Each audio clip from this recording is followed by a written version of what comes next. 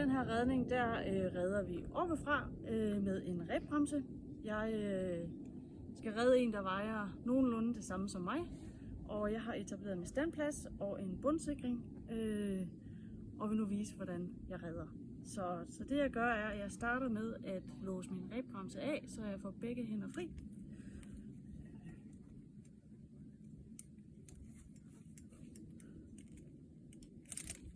Låser den af med en almindelig karabin.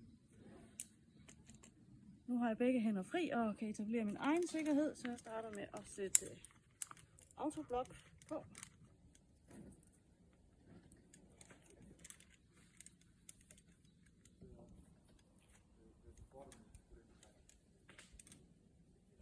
Sætter den i min benlykke med en låskarbin.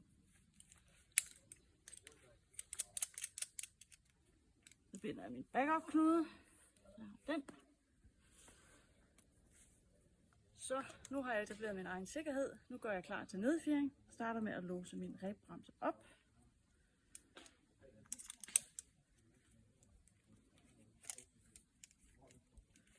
Og trækker lige slægtreb igennem. Sådan der. Nu kan jeg så tage mig ud af min standplads.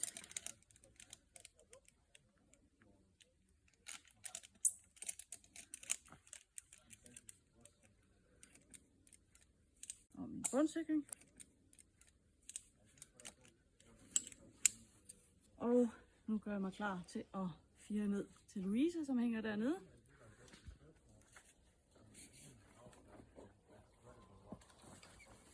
Jeg binder min backup-knude op undervejs. Og når den er bundet op, så er jeg hele tiden for at have en hånd på rebet.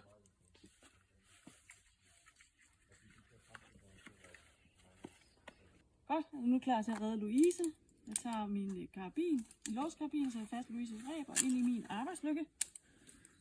Og så låser jeg den.